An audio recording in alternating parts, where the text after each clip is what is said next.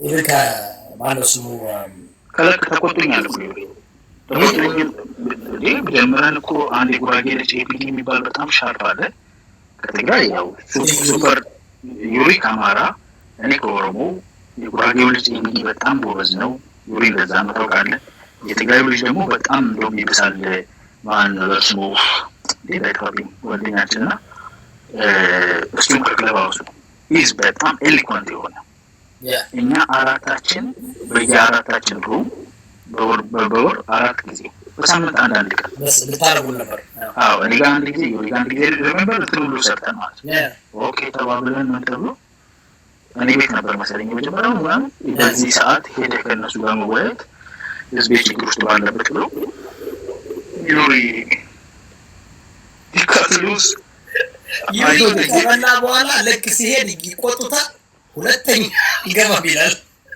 ሀርድ ነው ይዘቱ ገባ ለአያና ጥያቄ ነበረኝ ፍቃድ ተሰጠ እሺ ማንበል እንዴ አለን መጠየቅ እችላለሁ ኦኬ በመጀመሪያ ደረጃ አያና በጣም ማከብርህ በዲሲፕሊን መቀናብህ አይነት ሰው ነኝ እኔ ያው አንዳንዴ በጥሩ ነገር መቅናት ጥሩ ቅናት ይባላል እና በጥሩ ነገሮች እቀናለሁ እና ኢትዮጵያዊነትን ስሰብክም ለረጅም ጊዜ ያለው ብዙ ጊዜ ተቃዋሚ አይደለሁም ግን ጥያቄ ዛሬ ይሄ መልካም ሐሳብ ለምን ከብልጽግና በኋላ መጣ ነው አያና ራሱ ለምን ከብልጽግና በኋላ መጣ ነው ከዛ በፊት ለምን አላየነውም ነው ኢትዮጵያዊነትን ሲሰብከው ከብልጽግና ጋር ለምን ታያይዘዋል ነው ብዙ ጊዜ ጥፋቶችን መናገር አትፈልግም ታልፋቸዋል የራስ ምክንያት ሊኖር ይችላል መንግስታችን ደግሞ ፍጹም እንዳልሆነ ውስጥ ያውቀዋል ሁላችንም እናውቀዋለን ከድጋፍ ውጪ ተቃውሞችን ስታቀርባናይም በአንድ የህዝብ ድምጽ ነው የሚባል ሰው መልካሙንም ጥፋቱንም እያሳየ ሲሄድ እውነት ወገንተኝነቱ ለህዝብ ነው እንዲባል ያሰኘዋል እና ጥፋቶቹን ለምንድን ነው ማሳየት የማትፈልገው ነው ሁለተኛ አያና ከብልጽግና በፊት ወይም ደግሞ በኢህአዲግ ዘመን የት ነበረ ሶሻል ሚዲያን አይጠቀምም ነበር ነው ወይስ ፖለቲካ ውስጥ ገብቶ አክቲቭ ሆኖ አሁን እንደሚታየው ፊት ለፊት መጥቶ የነበረውን ስርዓት መሞገት ፈርቶ ነበር ነው ወይስ ግልጽ እንድታረግ ፈልጌ ነው ጥያቄ ተምታቶ ሊሆን ይችላል ግን ትይዘዋል ለብዬ ተስፋ አደርጋለሁ ሁለተኛው ደግሞ ብልጽግና ከመጣ በኋላ የዛ ስርዓት ራስን አካል አድርገህ ብዙ ጊዜ ታቀርባለህ በንግግሮችም ያንን ነው የምንረዳው ግልጽ ለመናገር ስልጤ ምን ይላል መሰለ በሰነፍ ማደሉ ባም አህተበደ ይላል ምን ማለት ነው በሰነፎች ማዕድ ብልጥ ምስጋና ወሰደ እንደማለት ነውና ያ ሁሉ ትርምስ ያ ሁሉ ትግል ሲደረግ አያና የት ነበረ ነው ዋናው ጥያቄ እሱ ነው ይሄ የምትሰብከውን ኢትዮጵያዊነት ደግሞ ከብልጽግና ጋር ለምን ታያይዘዋለህ ብዙ ጊዜ እሱ ነው ጥያቄ እኔ ከየትኛው ጀምሮ መሰለህ አያና የት ነበረ ምናምን የሚለው ያው እንግዲህ የሚያውቅ ነው የሚያውቅ እኔ አያና የት እንደነበረ ሁሉም ሲያውቃል በቤስት ኬፕት ሲክሬት ብዬ አስባለሁ ለራሴ አምናት ሲክሬት I was out here የራሴን እንግዲህ ማድረጋቸው የራሴ ኢንቮልቭመንቶች የነበራቸው በፖለቲካው ውስጥ ባይኖሩ ራሴ ላይ ስሰራ ነው የቆየሁት በውስጥ የሚሰሩ ነገሮች ነው ስሰራ ነው የቆየሁት እዛው ላይ ልተውልህ ከብልጽግና ጋር ለምታያይዘው ኢትዮጵያዊነት የሚባል ምን ኢትዮጵያዊነት ከብልጽግና ጋር አያይዘው ለዛ ቢሆን ይወዳምን ምን አድርገለዋለሁ ይወዳምን እኮ ባለህበት ይዘት ውስጥ አንተ ላይ ኢትዮጵያዊነት ያለው እኮ ነበር ገባህ አይደለ አንተ ላይ ወደ ስለዚህ ብልጽግና ጋር የሚያያዝ ነገር የለም ብልጽግና ናቸው የሚባለው ሁለት አይነት ወቀሳ ነው ያለው የህግ የበላይነት የለም የዲሞክራሲ ምህዳሩ ጠቧል የአስተዳደር ጉድለትና ግድፈት ጥፋት አለ ሙስና አይን አውጥቶ ጥርስ አግጥጦ የሚሄድበት መንግስት ሆኗል።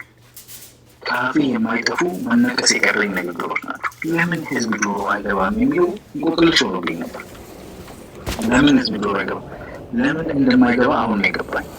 የተለመደው አራጅ ነው፣ ሰው አራጅ ነው፣ ቀቅሎ ይበላሃል ያርግ የሚባል ይሄ ኤክስትሪምሊ ኤግዛጀሬትድ የሆነ የአጥፋው በኋላም ደግሞ አረፋ ነው። ታውቃለህ፣ እውነት ላይ ያልተመሰረተ ነገር ስታወራ እንደዚህ ማጋነንና ሆዴ ማስባስ ወሬ ሲሆን ኬሪ አታደርገውም፣ አትተማመንም። ገብቶሃል? ስትወሻሽ እኮ ታውቀዋለህ።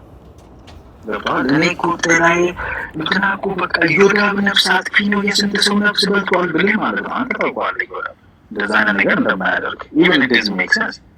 ግን እኔ እናንተ ዮዳብን ጠልተነዋል ብዬ ዮዳብ ሺህ ሰው ገድሏል ብለህ አዎ አብሮት አብረኝ አዎ ሺህ ሰው ገድሏል ትለኛለህ። ከዛ ዞር ብለህ ግን ከእኔ አፍ የሚወጣ ነገር ከዛ በኋላ አታምንም። ለጊዜው ኮንቪኒየንት በሆነ ቦታ ላይ አብረኝ ዋሽተን ሊሆን ይችላል። እኔም አላምንህም፣ የውሸት ተባባሪ እንደሆን ታውቃለሁ። ነገ ምስክርነት ጥራ ብባል አንተን አልጠራም፣ አንተም አታምነኝም።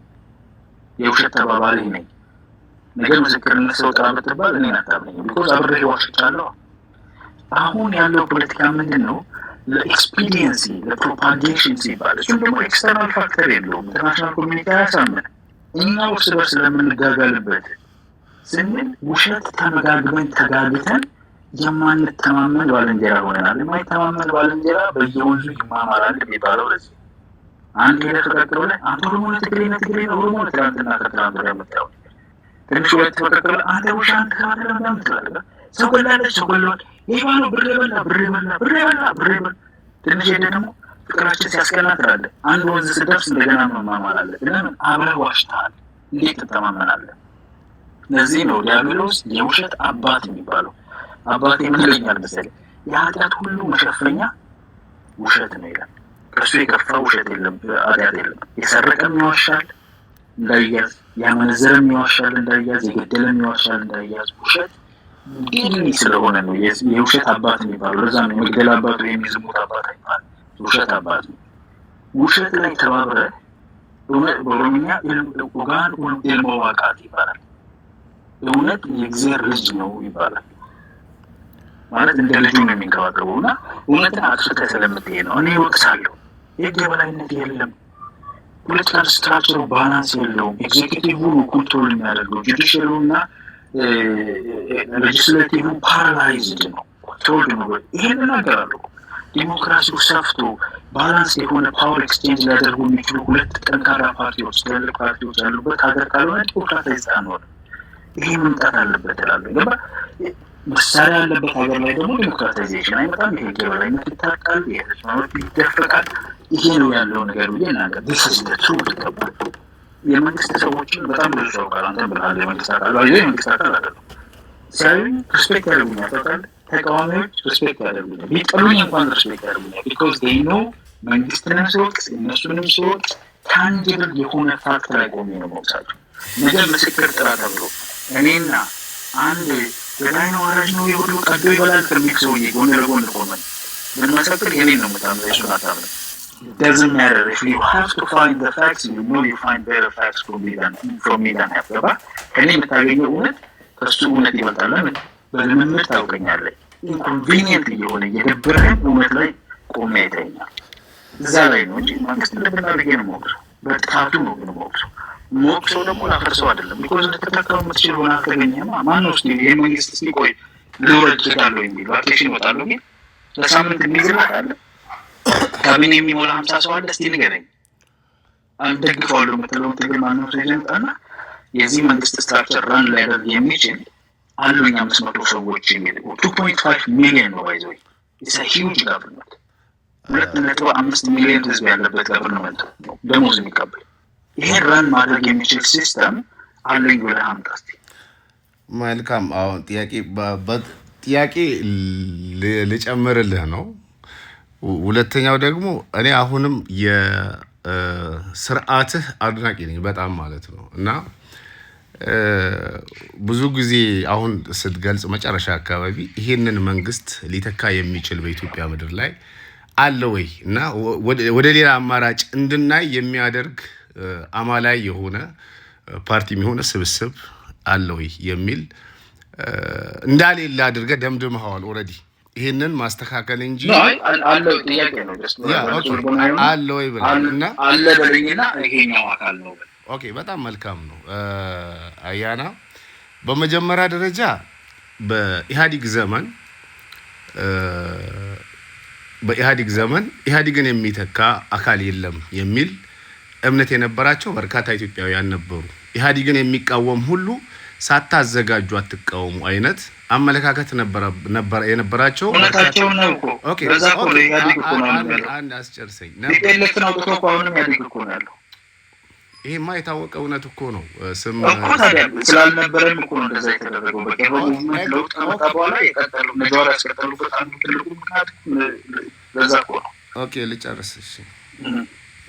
እና በመጀመሪያ ደረጃ ይሄ ኢትዮጵያ ምድር ላይ አሁን ካለው ስብስብ ውጪ ሌላ ስብስብ ኢትዮጵያን ሊታደግ የሚችል የተሻለ አማራጭ ያለው ስብስብ የለም ወደሚለው ድምዳሜ መሄዳችን ልክ ነው ብዬ አላምንም።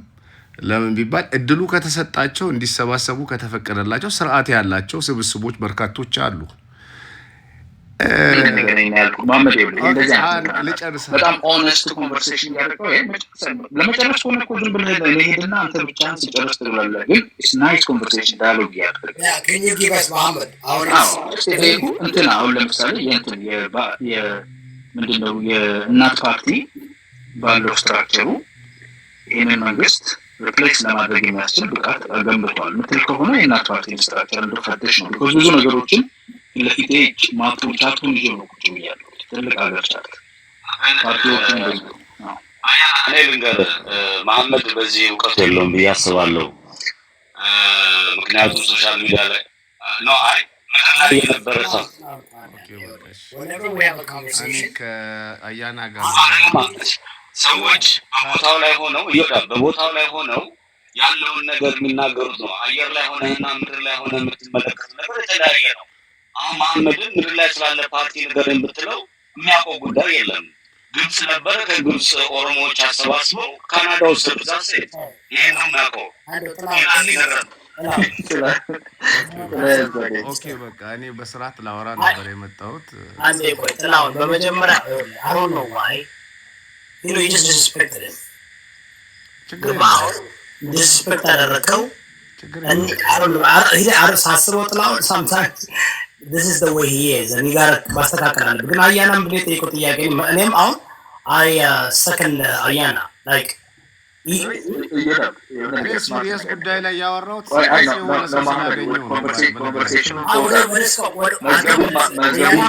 መዝገቡ መናገር እንደሚፈልግ ነው ማየው።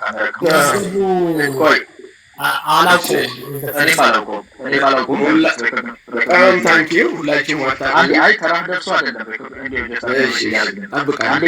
ለዮዳ በአንድ ጥሩ ነገር አንገናኝም። እንደው እንደተነፋፈቀን ስንት ዓመታችን ጠቢቀናናል እና ዛሬ ፍቅር ወርዷል። ቆየነው መፍቀር ካወረደን አማችነታችን እየረዳን ነው። ጥላይ አሁን ያደረጋት ነገር ምን እንደሆነ ታውቃለህ? ይሄ ኮንቨርሴሽን በጣም አንሰትሊንግ ኮንቨርሴሽን ነው። ስማርት ነው። ጥላይ ዝም ብሎ መሆን አይደለም። ከመሐመድ ጋር የማደርገው ባክን ፎርት ሪፕሌስ መንግስትን ሊያደርግ የሚችል ስትራክቸር የሆነ አካል አይነጥልበት የሚችለው አካል የለም የሚለውን ፋክት በ900 ምናምን ኦልሞስት 1000 ፒፕል ያው ካልተላይ 600 ሰው ፊት ተቀምጬ ትናንትና አላስጨረሳችሁ ሲናገር 600 ሰው ፊት ተቀምጬ ተናገር ያውቃሉ። እሺ ሰው ፊት ቁጭ ለመናገር ማለት ሂውጅ አዳራሽ ነው። ሎጂስቲክ ኦፍ ኢት ራሱ ማይንድ ባግሊንግ ነው። ሺህ ሰው ፊት ለፊታችን ቁጭ ብሎ ያለው ትልቅ አዳራሽ ህዝብ ሰብስበን ነው እያወራን ያለው። ገብቶሃል አይደለ?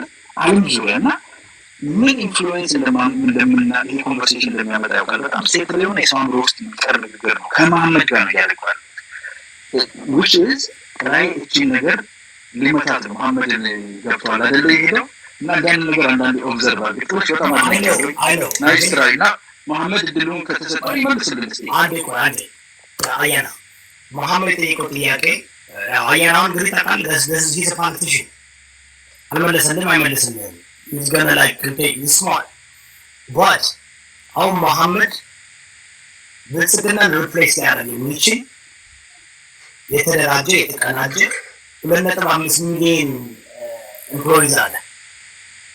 ያንን ማደራጀት የሚችል ድርጅት አለ ወይ ስትል እንዴ ቲፒኤልኤፍ ኢህአዴግን ጊዜ ይባል ነበር ስትለው ምን አሁን እኮ ኢህአዴግ ነው ያለው ከቲፒኤልኤፍ ወደ ኦፒዲዮ ይሻገር ነው ቤሲክሊ ማለት ነው። እና ሴንቲንግ ማድረግ ይቻላል። የሆነ አምጥተህ ኢህአዴግን አስቀጥለህ ወይስ አንተ የምታስበው ኮምፕሊትሊ ፓርቲ ራን ማድረግ የሚችል ስር ነቀል ለውጥ አድርጎ ራን ማድረግ የሚችል የተደራጁ ርዕዮተ ዓለም ያላቸው አሉ? እኔ ልናገር አልፈቀደልኝም። ማነው ስሙን? እኔ ዛሬ ለመጀመሪያ ጊዜ ነው ያየሁት ጥላዬን። እኔ ማንንም ዲስሪስፔክት ማድረግ አልፈልግም። አያናን በዚህ ሲሪየስ ጉዳይ ላይ ማውራት የፈለኩት ሲሪየስ ሰው ነው ብዬ ስለማምንና እኔ ሰዎች ሀሳባቸው ፖለቲካቸው ስላልተመቸኝ አልጠላም። እኔ እውቀታቸውንና ከኔ የተሻሉ ሆኖ ካገኘዋቸው አዳምጣቸዋለሁ። በነገራችን ላይ አያናን ሳዳምጥ አልፌ አይደለም አዳምጠው እስከ መጨረሻው የማዳምጠው ሰው ነው ባይዘው። እኔ አያና ሌላ የሚተካው አካል አለው ይላለው ለሚተኩ አካሎች እድል የሚሰጥ አካል አለው ወደሚል ነው መመጣው። ፓርቲዎችን እያፈረሰ አሉ ፓርቲዎች የሉም አይደለም። በርካታ ፓርቲዎች አቅም የነበራቸው ፓርቲዎች በብሔርም የተደራጁ በኢትዮጵያዊነትም የተደራጁ እድሉ አልተሰጣቸውም። ተናዳፊ የሆኑ ተሳዳቢ የሆኑ ህዝብን እንደ ህዝብ የሚሰድቡት እነሱ ከመነሻቸው ወድቀዋል። ኦሬዲ አለቀ። ግን ስርዓት ያላቸው ፓርቲዎች ነበሩ። ሁላችንም ቀልባችን ያውቀዋል። ኦፊሳቸው እየተነቀለ አመራሮቻቸው በአደባባይ እየተገደሉ እየተበተኑ ለረጅም ዓመታት በሰላማዊ ትግል እያመኑ በሰላማዊ ትግል ተስፋ ቆርጠው ከሀገር እንዲሰደዱ እየተደረጉ ለምሳሌ እንደናው በቀለ ገርባ አይነት ሰዎች ማለት ነው ፓርቲያቸው እየፈረሰ ይሄ በሆነበት ሁኔታ ላይ ብልጽግና ሊተካ የሚችል ድርጅት አለው ይካላምጡልኝ አጥፍታ ስታበቃ አምጡልኝ አሳዩኝ የሚባል ነገር የለም። ኦሬዲ አጥፍተዋል እንዳናመጣ አድርገዋል። ይሄንን ነው ማለት ፈልገው። ሌላው በጦርነት እኔም አላምንም። በጦርነት በጭራሽ የማላምን ሰው ነኝ። እኔም ግን ደግሞ በጦርነት የሚያምኑ ሰዎች ሀቅ የላቸውም ወይ? በእኔ በበኩል ያላቸው ብዬ ነው ማምነው። ለምን የሰላሙ መንገድ ከተዘጋ ምን ያድርጉ? ለምሳሌ ባፋኖ በሐሳቡ ባልስማማም በኦላ በሌሎችም በታጠቁ ኃይሎች ትጥቃችሁን አውርዳችሁ ወደ ሰላማዊ ትግል ግቡ ብዬ ለመጣራት ሰላማዊ ትግል ላይ ያሉ ኃይሎች ሁኔታቸው እንዴት ላይ ነው? አሉ ወይ? በቁመት አሉ ወይ? አልፈረሱም ወይ? አልተገደሉም ወይ? ተገድለው ሬሳቸው አደባባይ ላይ አልተጎተተም ወይ? የቅርብ ጊዜ ትዝታ ነው። ከእስር ቤት አማቋማቆ የወጣውን ሰው አንድ የኦሮሞ ትልቅ ፖለቲከኛ ነው አደባባይ ላይ ነው የተገደለው። እንደዛ በሆነበት ሁኔታ ላይ እነዛን ጦር ያነሱ ኃይሎችን ማውገዙ ትክክል ነው ወይ ብዬ መጠየቅ እፈልጋለሁ። ምክንያቱም አማራጭ ተሰጥቷቸዋል ወይ? ቢያንስ ትጥቃቸውን እንዲያወርዱ እኮ ሰላማዊ ታጋዮችን ያከበረ ፖለቲካ የሚያራምድ መንግስት ሊኖር ይገባል። እና ይሄ ባልሆነበት ሁኔታ ላይ እነዛን ትጥቃችሁ ጦርነታችሁ ልክ ኖዋር አሁን ያያና ኖዋር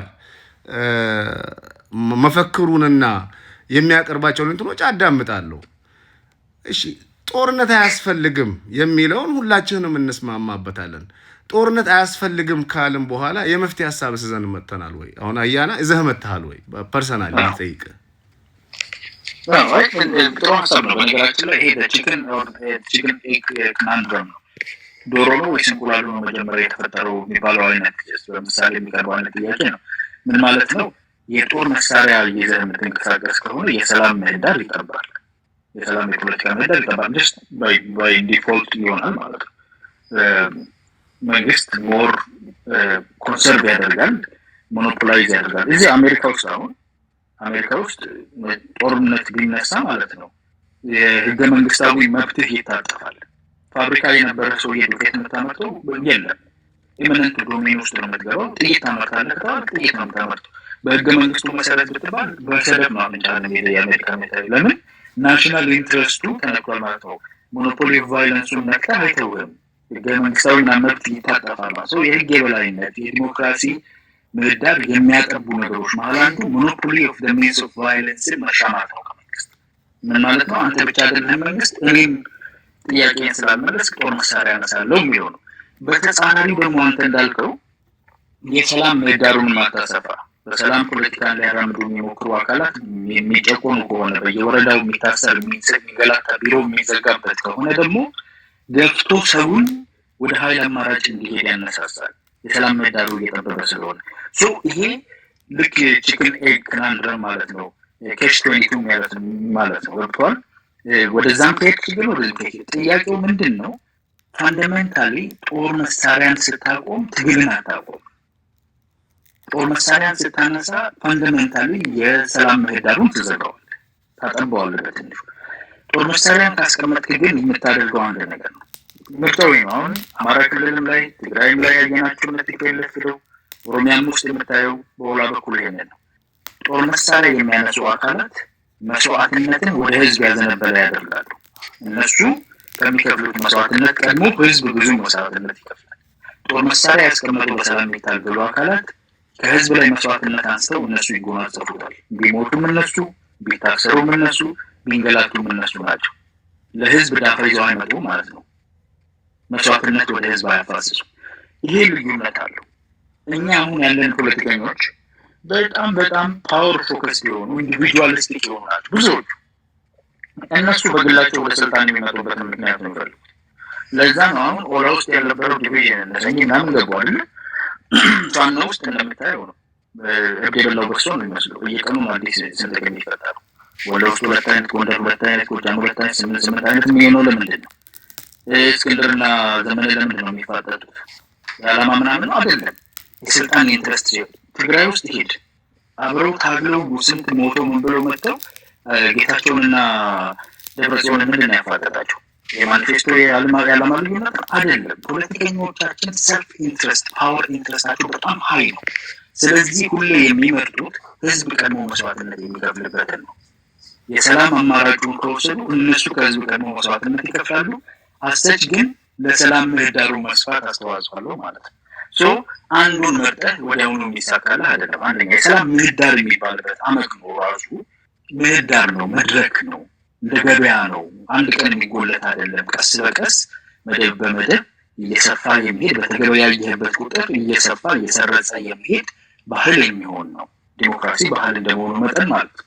በአንድ ቀን ምርጫ በአንድ የመተህ እንደማትሰለጠንበት ልምምዱ ግን ዋጋ የሚያስከፍል ነው። ማንን ነው ዋጋ የሚያስከፍለው? ከሁሉ በላይ ፖለቲከኛ ዋጋ ያስከፍላል። የሰላማዊ ትግል በትጥቅ ትግል ግን የምትመጣ ከሆነ ህዝብን ዋጋ በብዛት ታስከፍላለህ። ታጋዩ ባለስልጣን ይሆናል። ገስዋት ሂድና የዓለምን ታሪክ ስታጠና በጦር መሳሪያ ወደ ስልጣን የመጡ አካላት ማጆሪቲ ኦፍ ደም አር ዲክቴተርስ። ዲሞክራታይዜሽን አዘ ኒው ነው የሚጀምሩት። የዲሞክራሲ ምህዳርን ለማስፋት ሳይሆን አዲስ ምህዳር ነው የሚፈጥሩት። አዲስ ጉሊት ነው የሚጥሉት ማለት ነው። በዚህ ዳይናሚክስ ውስጥ የምታየው ከሆነ ፖለቲከኞቻችን ሰልፍ ኢንትረስት ላይ ያተኮሩ ናቸው። የፖለቲካ ምህዳሩን አጥብበው አዲስ ፈጥረው ህዝብ መስዋዕትነት ከፍለው እነሱ ወደ ስልጣን ቢወጡ የሚመርጡ ናቸው። ለዛ ነው ያለንበት ሂደት ውስጥ ያለ ነው እንጂ እነሱ ተጋፍጠው መጀመሪያ ዋጋ መክፈል ቢፈልጉ የህዝብ ንቅናቄዎች ይኖራሉ፣ አመጾች ይኖራሉ።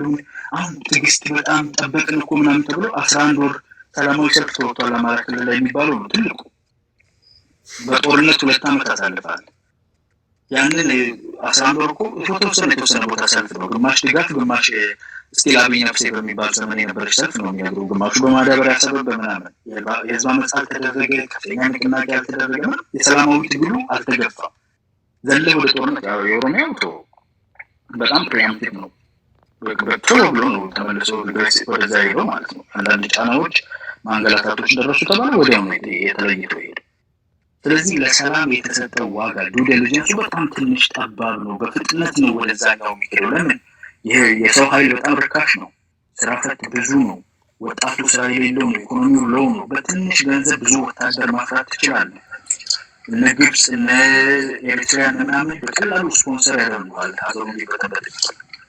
ትንሽ ገንዘብ ሰብስበህ በጣም ብዙ ወጣት ሰብስበህ አንድ ክላሽ ዙሪያ 10 ሰው ዱላ ይዞ የሚሮጥበት ሰራዊት መመስረት እየቻልክ ምን አጋፈጠ? ምን እስር ቤት አማቀቀ? ጌታ ይሄ ነው እየተደረገ ያለው። ለዛ ነው ጦርነቱ የቆመው። ህዝብን ነው ዋጋ የሚያስከፍለው ከማንም በላይ ነው።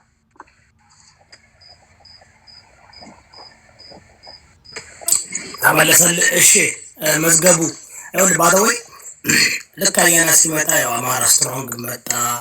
መወያየት ይፈልጋሉ፣ መነጋገር ይፈልጋሉ። አንዳንድ ጊዜ እዚሁ ካምፒቲሽን ይመስለኛል ወይስ ዱ ዩ ጋይስ ሪሊ ተነጋግራችሁ መፍትሄ ለማምጣት እና አይ ሆፕ ኢትስ ናት ላይክ ዲስ ኤኒዌይ። እሺ ይወዳ በጣም ታንኪዩ። ይሰማል? ይሰማል።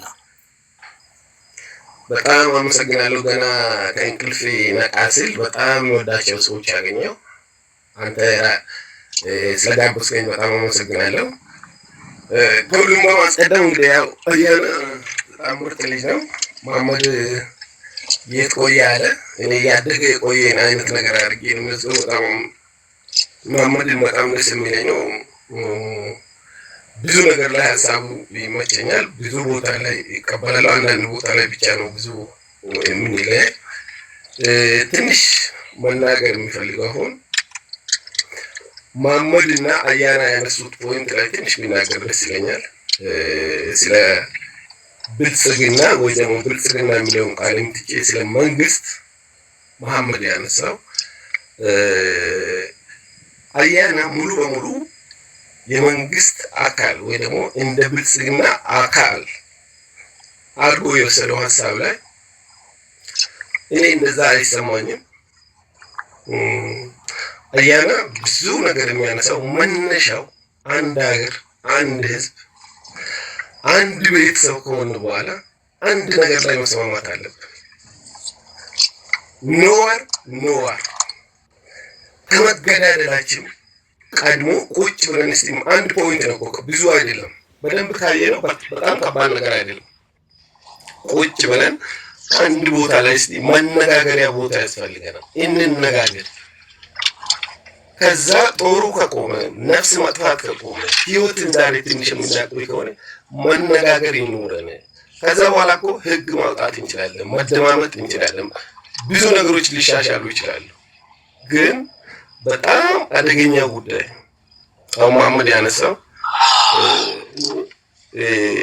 ኢትዮጵያን ማስተዳደር የሚችል አካል የለም ብዬ አላስብም። በጣም ኢትዮጵያውያንን ብዙ ሰው አለ፣ ብዙ ማድረግ እንችላለን።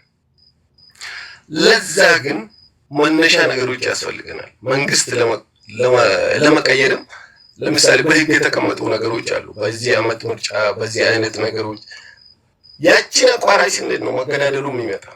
እስከዛ አንድ እንኳን ብንታገስ፣ ለምሳሌ ምርጫ ጊዜ ስንት አመት ነው ቀረው? በጣም ጥቂት ቀን ነው። በዚህ መሃል ብዙ ህይወት ከምናጠፋ፣ ብዙ ውድመት ከሚመጣ አይተነዋል እኮ በእኛ እድሜ። እኔ በተለይ እድሜ ከእናንተ እበልጣለሁ። ኢህአዴግ ሲገባ ምናልባት እናንተ ምን ልታውቁ ትችላላችሁ። ከዛ በፊት ልጅ ሆኜ ደግሞ ሰማም ነበር። ደርግ ሲገባ ለምሳሌ ምን ያህል ጭፍጨፋ እንደተካሄደ፣ እናት ልጅ ገሎ እናት እስከ ማስከፈል የደረሰበት ደረጃ ነው። ጦርነት በጣም አስከፊ ነገር ነው እና በተቻለ መጠን ኖራሩን ሁሉም ሰምቶ እውነት እኔ እንደሚሰማኝ ሁሉም የራሱ ፖለቲካ ቢሆን በውስጡ የሚራመድ ቢሆን አምኖበት ቢሆን ጫካ ያለው አካል በትክክል የሱ ስሜት ቢሆን ኖሮ ወደዚህ መምጣቱ የሚከብደው አይመስለኝም። ለስሙ የነጻነት ይባላል። የሚያደርገው ግን የሚገለው በአብዛኛው የራሱ ነው። ለምሳሌ የኦሮሚያንም ውሰድ፣ ሌላው አካል እንኳን እንደ ሌላ ገዳይ አድርጎ ለምሳሌ ለኦሮሞ የቆመና አማራን እንደሚጨፈጭፍ አድርጎ እንኳን ብዙ ቢያስረዱ ብዙ ቢገለጽም እውነታው ግን ሌላ ነው። አማራ በጣም ጥቂት አማራም ነው አክሰስም ያለው አማራን ለመጉዳት የተወሰኑ አማራዎች የሰፈሩበት ቦታ ነው። በአብዛኛው ያለቀው የኦሮሞ አካል ነው። የሚጎዳው በቀላሉ የሚያገኘው የፒፒ አባል የምናምን እየተባለ በተለያየ መልኩ የሚጎዳው ራሱ ነው። አሁን በትክክል ፋኖንም ስናይ የሚጎዳው ማንን ነው? በአብዛኛው በእጁ ያለውን ነው፣ በቅርቡ ያለውን ገበሬው ነው፣ የራሱን ህዝብ ነው የሚጎዳውና እኔ በተቻለ መጠን እድል ያለው ሁሉ ኖዋር እንዲሰብክና ወደ የሆነ ጊዜ ብቻ ነው የሚወስድብን መንግስትን ለመቀየርም በተባለው በምርጫው ቢሞከር ሁሉም ባገኘው እድል ወደ መገልበጥ ማንም ብድግ ብሎ መንግስት መስደብ አይፈራም። መንግስቱን እኮ ሰው ነው ባይዘው አንዳንዴ ማረሳ ጥሩ ነው። ብዙም ጊዜ የመንግስት አካል በሰላም የሚኖር አይነት ነገር አድርጎን ይመስለናል። እውነታውን ግን ስናየው ውስጡ የታጠቀ ኃይል በየቦታው የምናየው በተለያየ አካል ወንድሙ የሞተበት ቤቱ የተቃጠለበት ብዙ ስቃይ ይገባል። ጦርነቱ ውስጥ ስንገባ መጎዳደቱ ብዙ አካላትን ይጎዳልና ብዙ ሰው የሚጎዳበት ስለሆነ ለጊዜው ወደ ሪፈረንስ ወይ መነሻ ነገር ነው ያስፈልገናል። ለምሳሌ መንግስት ለመቀየር ያቺን ምርጫ የምንጠብቅበት ሁኔታ ቢመቻች ሁላችንም ለዛች ብንታገስ የሚል አይነት ነው እኔ ያለኝ ሐሳብ። ስለዚህ በአጠቃላይ ብዙ ኢትዮጵያውያን ብዙ ነገር ማድረግ ይችላል። የተደራጀ ኃይል እንኳን ቢኖር ዛሬው ቀይሮ ዛሬ ሌላ አካል ለማስቀመጥ አመቺ አይሆንም።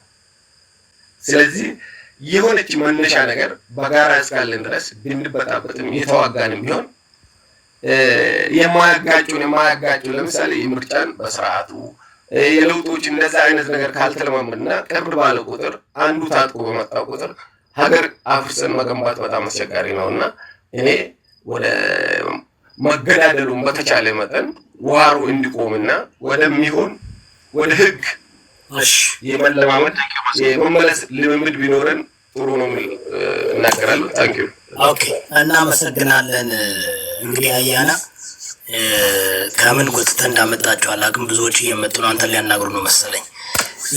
አይ ቢሊቭ አርምስትሮንግ ነው አይደል? ጥላውን ወርዳል ቦታ አንተ የሆነ ነገር ብለህ እንደምትቆሰቁሳታለህ ነው። ምንም አይደለም፣ ሲሪየስ ምንም አይደለም። ግን አርምስትሮንግ ከእኔ የተሻለ ይናገራል። ጥሩ ፖለቲከኛ ነው። አያናንም አየዋለሁ፣ አዳምጣለሁ። ማን ችግሩ ሰው አላውቅም አልክ አልኩኝ አንተ ነው የምትቆሰቁሰኝ። ትናንትና ስናገር የሰማሁት ነገር አለ። እኔ በአዲስ አበባ ደረጃ አዲስ አበባ ወጣቶች ተሰብስበው ከ1500 በላይ ወጣቶች ተሰብስበው ሳወራ ነበር፣ እናገር ነበር። አንገቴን ቀና አድርጌ መናገር አልችልም ነበር። ምክንያቱም ያለው እዛ ጋር ያለው ድባብ በጣም ያስፈራል። እኔ ሶሻል ሚዲያ ላይ ያሉ ሰዎች ተነስተው ሲያወሩና እንደፈለጉ እናት ሲዘረጥቁ ሲሳደቡ ሳይ ይደንቀኛል። በዛ ደረጃ ለሰው ልጆች ክብር መስጠት መቻል አለብን። 4000 5000 ሰው ስራውን ፈቶ ቁጭ ብሎ የሚመለከተን ወይም ደግሞ 600 200 ሰው ቢሆን መልካም ነገር አገኛለሁ ብሎ ነውና ሰዎቹ መልካም ነገር እንዲሄዱ የምንናገር ሰዎች መልካም ፖለቲካዊ ትርጉም ያለው መፍትሄ የሚያመጣ ነገር እንድናገር ጥሬን አስተላልፋለሁ። ያው ያለው የሀገሪቱ ነባራዊ ሁኔታ ወደ መልካም ተቀይሮ ሀገራችን እንደ ሀገር ሆና ብትኖር እኔ የአማራው የሁሉም አማራ ጥያቄ ነው ብዬ አስባለሁ። ግን እኔ አያና አንድ ፖይንት አያናን አዳምጠው ነበር። በአንድ ፖይንት ግን የኢሬቻ በዓል ላይ ታስታውስ እንደሆነ ስትናገር ስሜታዊ ሆነ ነው። ማንኛችሁም ተነስታችሁ ከወጣችሁ ግንባራችሁን የሚላችሁ ኃይል መጥቷል፣ ይመጣላችኋል፣ ምንም አታመጡ የሚል ሀሳብ ሲያነሳ እንዴት ይሄን ነገር ሊያነሳው ቻለ? ስለዚህ አያና ምንድን ነው የሚለውን ነገር የሰው ልጅ ኢንቨስቲጌት አድርገህ አትጨርስም። የራሴን ማድረግ ያለብኝ ነገር ምንድን ነው ያልኩት? ምን አልክ መሰለህ? ኢሬቻን የምትቃወሙ ሰዎች መለፍለፍ መብታችሁ ነው። እዚህ ጋር ቆማችሁ አንድ እርምጃ እራመዳለሁ ብትሉ ግን ግንባራችሁን ይላችኋል። ካለ አምጣው። ሌላ አያና መሆን አለበት። ተቃዋሚ ሰው ተቃወመ ብሎ መባላት እኮ አንቲቴሲስ ኦፍ ዋት ነው። ጊዜው ቪዲዮ ካላችሁ ላኩልኝና አንዳንድ ጊዜ ያ ጊዜው እኔ አሁን ጀስ ማለት የምታራምደውን ፖለቲካ እንድታራምደው እንዲያዝ ያለህን አስተሳሰብ ይዘው እንድትሄድ ነው። ብሌም ለማድረግ ምናምን አይደለም። ግን አሁን የሚታረሙ ነገሮች ካሉ የሰው ልጅ ስሜታ የሆነ እኔ በአንደበት ስትናገር ስለሰማሁ ነው፣ ሌላ ነገር አይደለም። ከዛ ውጭ ለጠቅላላ አድርጌ አንድ ደቂቃ ነው። እኔ ኢትዮጵያዊ ነኝ፣ አማራ ነኝ። የአማራ ሕዝብ ጥያቄ ወይም ደግሞ አማራ ያነሳው ጥያቄ ምንድን ነው የሚለውን ነገር መመልከት በቂ ነው። ሁላችሁም የአማራ ፋኖ ደጋፊ እንድትሆኑ ጥሬን አስተላልፋለሁ። ምክንያቱም ሶሻል ሚዲያ ላይ ከሚለፈልፉት ውጪ የአማራ ሕዝብ ጥያቄ ምንድን ነው የሚለውን ነገር መመልከት ተገቢ ነው ይሳሉ። 7 እና 8 ጊዜ ሰላም እንፈልጋለን፣ ህይወታችን እየጠፋ ነው፣ በማንነታችን የተጨፈጨፍን ነው እያለ የአማራ ሕዝብ ሰልፍ ወጥቷል። በስተመጨረሻ ከዚህ በኋላ ሰልፍ አንወጣም ሰልፍ እንወጣለን ብሎ ከስርዓቱ ጋር ገጥሟል። በውስጥ ያሉት አላስፈላጊ ይሄንን የፋኖን እንቅስቃሴ ለማጠርሸት የሚሄዱ ሰዎች እንዳለ ሆኖ ማለት ነው። የኢትዮጵያዊነት ጥላቻ ያለበት የፋኖ ትግል እንቅስቃሴ አስመስለህ የምታቀርበው ነገር አላየና የአማራ ፋኖ ጥያቄዎችን ተረድተሃቸዋል ወይ? አንዳንድ ኦሮሞ ታጋይ እንዳላይ ብልጽግናን የምትናገርባቸው መንገዶች አሉ፣ የምታስቀምጣቸው ፖይንቶች አሉ። እንዳንድ ብልጽግና ሆኜ እንዳላይ ደግሞ በዚህ በኩል ፋኖን የምትወጋበት መንገድ አለና የፋኖን እንቅስቃሴ እንዴት ነው የምታየው የሚለውን ነገር ብታብራራው። የፋኖ እንቅስቃሴ በተረዳው ዓለም ባወቀው በዛ ደረጃ ነው። የኦነግ እንቅስቃሴ ጠላት ሰይሞ የአማራን ህዝብ እናጠፋለን፣ ራሳችንን ሀገር አድርገን እንመሰረታለን የሚል እንቅስቃሴ ይዘው ነው የመጡት። ይሄንንም በተጨባጭ የአማራን ህዝብ ጨፍጭፎ ገደል ከተው አሳይተውናል። ይሄ ታሪክ ያስቀመጠው ነው። የትግራይን እንቅስቃሴ ብታይ የቲዲኤፍን የትግራይ ህዝብ አለ የቲዲኤፍን እንቅስቃሴ ብታይ ከአብይ ጋር በስልጣን ተጣልተው ሀገር እንመሰርታለን ብለው 27 እና 28 ዓመት ጠላት ሰይመው ህዝብ እየጨፈጨፉ ይኖሩ ናቸው። የአማራ ህዝብ ጥያቄ ግን ከነዚህ ከሁለቱ ጥያቄዎች ጋር ኮምፔር የሚደረግ ወይም ደግሞ አብረ የምታያይዘው አይደለም።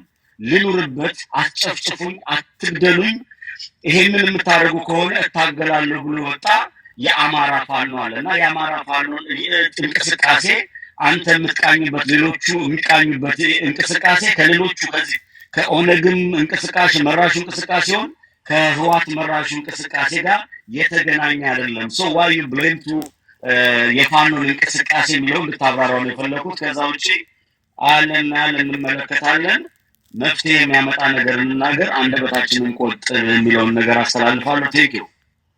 ቴንኪው ጥላይ።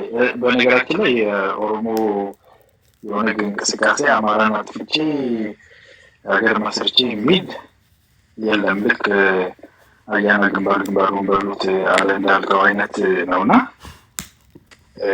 ጥላይ ትንሽ ከእውነት ጋር እንድትታረቁ መድረክ እየወዳብ እንዲያዘጋጅልን እውነትን ካገኘሃት ከጥላይ ጋር አስታርቅልን እላለሁ። ቢኮዝ that's not the reality. The reality እንግዲህ የኦነግን ማኒፌስቶ በቃሌ ልልህ የሚችል ሰው ነኝ። እውነት እንነጋገር ከተባለ እዚህ ሚዲያ ላይ ዝም ብሎ ባንዲራ ወድሮ ፋኖ እያለ ከመዘጠዘጠው እልቁ መሳፍርት እኔ ጥርት አድርጌ የአማራን ህዝብ ችግርና ጥያቄ ልናገር እችላለሁ ብል ማጋነን አይሆንብኝም። ቢኮዝ የህዝብ ጥያቄ የህዝብ ፍላጎት ጋር የተያያዘ ነው። ህዝቡ የሚፈልገው በሰላም መኖር፣ በኢትዮጵያ በሄድኩበት ቦታ ሁሉ በሰላም ልኑር፣ ልውጣ፣ ልነግድ፣ በማንነቴ ጫና አይደረግብኝ፣ ትርክት አይሰራብኝ፣ እንደ ጠላት እንደ ዘራፊ የሰው መሬት የሰው ንብረት እንደወሰደ አልቆጠር ነው። መጥቶ እዚህ ሚዲያው ላይ ምኑ ላይ የሚሰራው አካል አሁን ነፍጠኛ ነኝ ጋር ንጉስ ነው የጋላን መንግስት አውርደን 4 ኪሎ በ24 ሰዓት እንገባለን ምናምን የሰላምና የእንትን ሆኗል ሀገሩ ምናምን። ይሄ የአማራ ህዝብ ጥያቄ አይደለም። ግን ከአማራ ህዝብ ማሳበቢያ ተደርጎ የሚቀመም ነገር እሱን ለይተን እናያለን። አንተ ለይተህ ማየት መቻል አይደለም የሌለን ነገር አለ ብለህም እየጠራ ነው። ማኒፌስቶ አሁን ሪሳይት አድርግልሃለሁ አልኩ። ማኒፌስቶ እኮ ሲጽፍ እስክንድር በዘመቻ እኮ ነው የወጣችሁበት፣ ያውም ደግሞ አንድ ሴክት የያዘ ሰውዬ ማለት ነው። ማኒፌስቶ ኢዝ ኢምፖርታንት ለምን ማለት ነው መሰለህ? ውል ሳትዋዋል ስራ እንደመጀመር ነው። አንተ አሁን ታክሲ የምትሰራ ቢሆን ወይም ቤት ቀለም የምትቀባ ቢሆን ዘው ብለህ ገብተህ ቀለም ብትለቀልቅ ሰውየው 1 ብር እንዲከፍል 100 ብር እንዲከፍል መብት አለው። ለምን አልተዋዋልክማ? ማኒፌስቶ መዋዋል ማለት ነው። ይህንን ላደርግ ይህንን ልሰራ ነው የምታገለው ብለህ ታሳውቃለህ። ህወሓት አድርጎ ነው ያደርገው፣ ኦነግ አድርጎታል። የሚታገል አካል ማኒፌስቶ ያስቀምጣል። ማኒፌስቶ ድብቅ ሲሆን አላማህ ድብቅ ነው ማለት ነው። የህዝብን ማንነት የህዝብን ፍላጎት ጥያቄ መጠቀሚያ ታደርገዋለህ እንጂ ይዘኸው አትታገልም። ተጠያቂነት ኃላፊነት የለብህም ማለት ነው። እና የሌለ ክስ አይደለም የምንለጥፈው፣ እንዲሻሻል ነው የምንጠይቀው። ባንስማማበትም ተቃርኖም ቢኖረን ትክክለኛ ቦታውን አልያዘም ብለን ነው እየተጫነ ያለ ነው። ለምን ብትል አሁን አንተን ኦነግ እንደዚህ ነው ስትል እኔ ደፍሬ እንዲህ አይደለም የምልህ ከስሜት አይደለም ላጥ አድርጌ የማወጣው 50 ዓመት የቆየ ወረቀት አለ። አንተ ግን እንደዚህ ነው አንተ የምትደግፈው አካል ብለህ ምን ትላለህ? ያንተን ቃል ነው የምትሰጠኝ እንጂ ምንም መቃወሚያ የምታሳየኝ ነገር የለም ነው ያልኩህ። ወይ የዩቲዩብ ቪዲዮ ስቤ አንዱ ተናዶ የተናገረውን አሳያለሁ ነው በቃ ሌብል አደርጋለሁ ማለት ነው። እና ይረዳል። ማኒፌስቶ ያለውን አካል ስትኮንን ትክክል አይመጣም። የህዝቡን ጥያቄ በደንብ እረዳለሁ። እኔ ባይዘው የአማራ ህዝብ ላይ የተሰሩ ትርክቶች ትክክለኛ ያልሆኑ ትርክቶች አሉ። እነሱን የመፋቅ ኃላፊነት ባይዘው የአማራ ህዝብ ኃላፊነት ብቻ አይደለም፣ መላው ኢትዮጵያ ህዝብ ይህንን ስሁት የሆነ ማኒፌስቶ ይህንን ትርክት መፋቅ አለበት። ቢኮዝ የአማራ ህዝብ የኢትዮጵያ ህዝብ ነው። እንደ ኢትዮጵያ ህዝብ አካልነቱ የማንኛውም መንግስት ስፔሻል ተጠቃሚ አይደለም። ጭሰኛ ሆኖ አብሮ ሲያርስ ነበር፣ ሲሰቃይ ነበር። እንዴ የአማራ ህዝብ ስፔሻል እንደዛ ተጠቃሚ ቢሆን ኖሮ አይተዋል። አማራ ክልል ላይ እንዴት እየኖረ እንዳለ፣ እንዴት እየተሰቃየ እንዳለ፣ እንዴት ንጉስ ሆኖ ይኖር ነበር እንደዛ ቢሆንማ። ስለዚህ ውሸት ተሰርቶበታል፣ እሱ ይቃማለት። ሌላው የህግ የበላይነት ቅድም ያልኩ ነው። የህግ የበላይነት ሲኖር ህጉ የኢትዮጵያ ዜጎች በሄዱበት ቦታ ሁሉ መብታቸው ነው። መሬት ባለቤትነት የኢትዮጵያ ብሔር ብሔረሰቦችና ህዝቦች የፌዴራል መንግስቱ ንብረት ነው ነው የሚለው። የኔ መሬት እንትና መሬት የሚባል ርስት ጉልት የሚባል ነገር የለም ኢትዮጵያ ውስጥ። ህጉ ይሄ ነው። ህጉ ተፈጻሚነት ያገኝ። አንድ የወረዳ የቀበሌ አስተዳዳሪ መሳሪያ ያስኩ ብሎ የሚያስብ ሰው ህዝብ አያንገላታ፣ ግጭት በመሀላችን አይፍጠር። ይሄ የአማራ ህዝብ ጥያቄ ነው። የአማራ ብቻ ሳይሆን የመላው ኢትዮጵያ ህዝብን ሀሳብና ፍላጎት ነው። በጋራ የምናሳካው ነው። በጋራ የምታሳካው ነገር ግን አንተ አንድን ሃይማኖት ነጥለህ እያንቋሸሽ፣ አንዱን ሃይማኖት እያገናል፣ አንዱን ብሔር አንቋሸሽ እየሰደብክ ቤተ መንግስት የገባው እሱ ነው አይገባውም አይችልም እንቀበለዋለሁ እና ምትል ከሆነ ጥላቻ ታሰፋለህ። ያልሆነው ነው ትላለህ። ከዛ ይውጣ ነው የምንለው እንጂ የህዝብ ጥያቄ የለውም ፍላጎት የለውም ማለት ውሸት ነው። ያን ጥያቄና ፍላጎት ተገን አድርገው ግን ማይሆን ስራ የሚሰሩ አካላት አሉ። ከኤርትራ ጋር ተለጥፈን እንሰራለን የሚሉ፣ ኢትዮጵያን እናስወጋለን እስከ ኦሮሚያ ድረስ እንመራሃለን የሚሉ ሰዎች ከአንተ ጋር ጎን ለጎን ይሄዳሉ። ፋኖ ነው ይበሉ እነሱ። በምን ልለይ? ማኒፌስቶ የለ ገባ እና ይሄ መቃናት ያለበት ነገር ነውና ለዛ ነው እንጂ አይ ቲንክ የሚያራርቀን ነገር ካለው ይልቅ የሚያቀራርበን ነገር ይበዛል። ትንሽ ሰከንድ ብለን ብናስብ ለማለት ነው። ቴንክ ዩ። አመሰግናለሁ አያና። ኦኬ the conversation is becoming asking አያና አሁን አማራ ስትሮንግ እና አንተ የሸገሩ ጁንታ ናቸው። ምንም እንትን የተያዘ ነገር የለም። አጀንዳ ሰጥ ምናምን አልተደረገም። እንዳጋጣሚ አያና ገብቶ እያወራን ነበር። ገብታችኋል እንግዲህ። አማራ ስትሮንግ ብራዘር እንዴት ነህ? ሰላም ነው? ጤናይስጥልኝ። ያው የመንግስት ሰዎች ሲገቡ እኮ መግባት አለብን ማለት ያስፈልጋል። አስተነበርና ያላየሁም ወስት ሶስት አንድ ወር ምናምን አያና ሲገባ አንዳንዴ ብቅ እላለሁ እንደዚህ መሸከስ ብቅ እላለሁ። እሺ ሌላ አንቺ አለ ሁላችንም ሰላም ያለው ያላችሁ በሙሉ በጥሩ ኮኔክሽን አያናን ጨምሮ ማለት ነው። ስለ ጦርነት አንድ ነገር ልናገር። አይ ቲንክ ጦርነትን ኖ ወር ማለት በጣም ደስ ይል ቃል ነው። ነገራችን ላይ የሚመረጥ ነገር አይደለም። ጦርነት ግልጽ ነው እኮ ይሄ ኖ ወር ማለት ማያስፈልግም። ተዋጊዎቹ ራሱ ኢንጆይ እያደረጉት የሚዋጉት ነገር አይደለም። እግር ኳስ አይደለም። ጦርነት በደም ነው የምትዋጋው፣ በነፍስ ነው የምትከፍለው፣ አጥንትህ ነው ተሰክሰው መርጠህበት።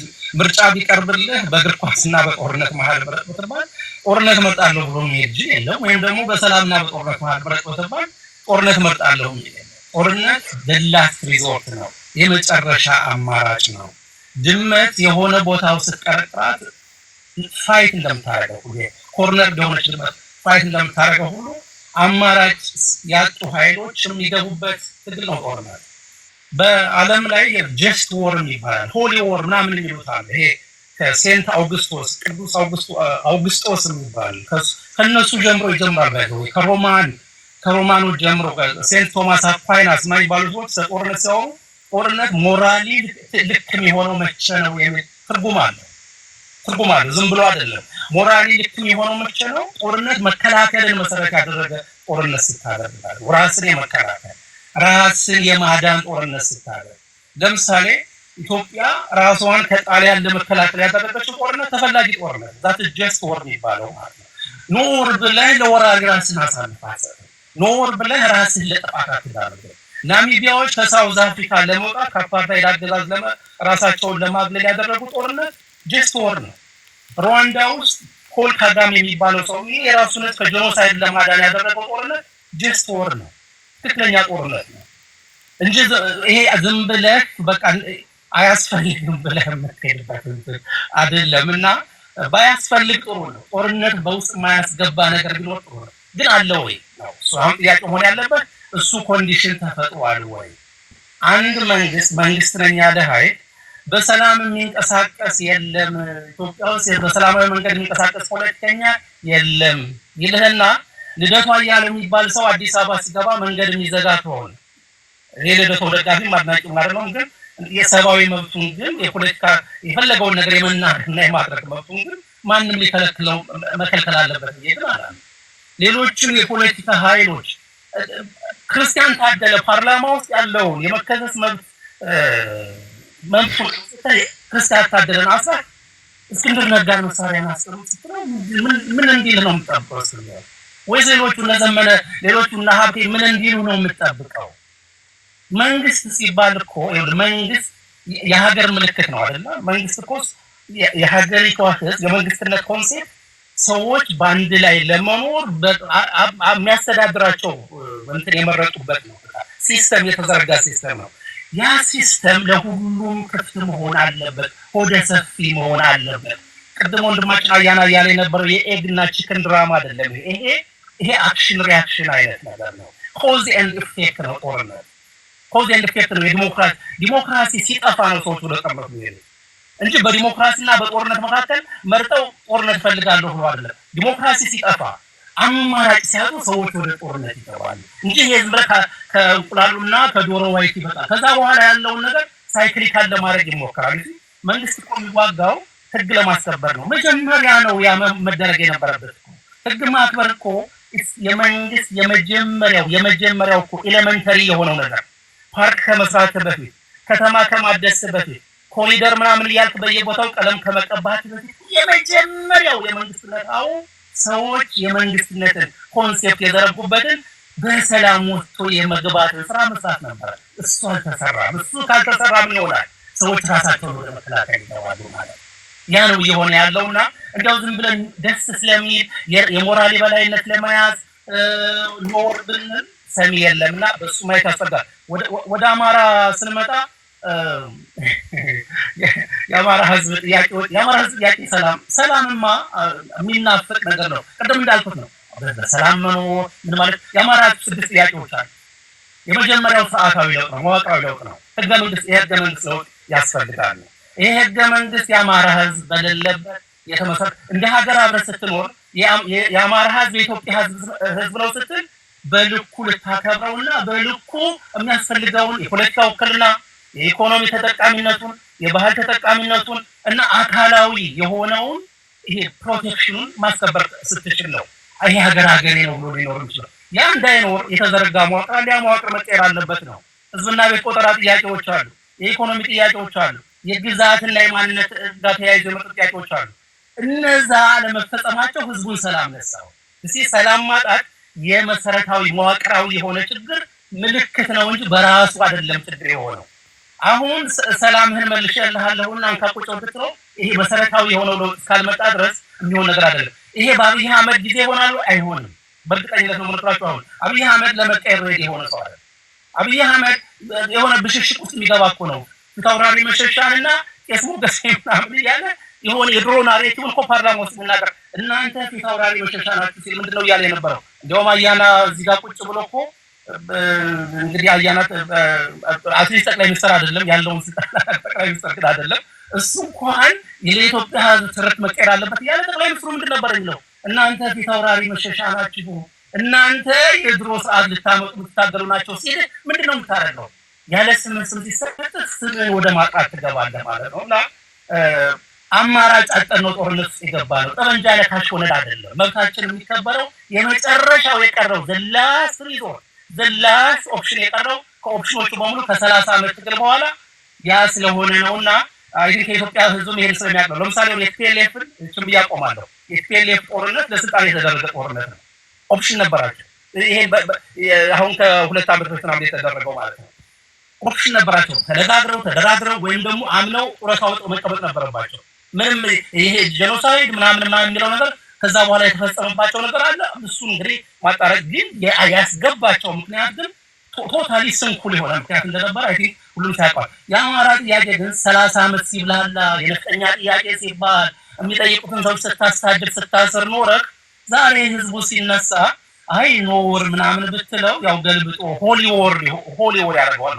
ኖር ወደ ሆሊ ወር ነው የሚቀየረው። አሁን አማራ በአማራዎች ድምፅና አማራጭ ስታመጡ ያኔ ማን ቀድሞ ጠመንጃው እንደሚያስቀምጥ ታዩታላችሁ ለማለት ነው ጋይስ። ታንክ ዩ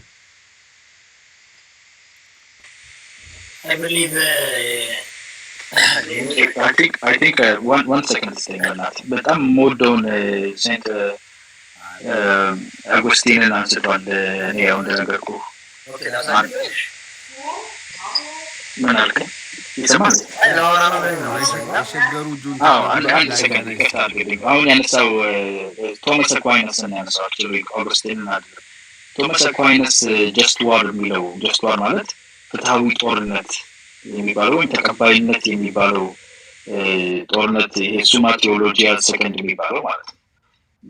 እሱ ላይ የሚያቀርበው እንዴት ነው ጀስት ዋር ወይም ደግሞ ፍትሃዊ ጦርነት የሚባለው በምን አንጻር ነው የሚለው አሁን አማራ ስትሮንግ ካቀረበው ቱ ዘ ኮንትራሪ ነው የሚገርመኝ ነገር።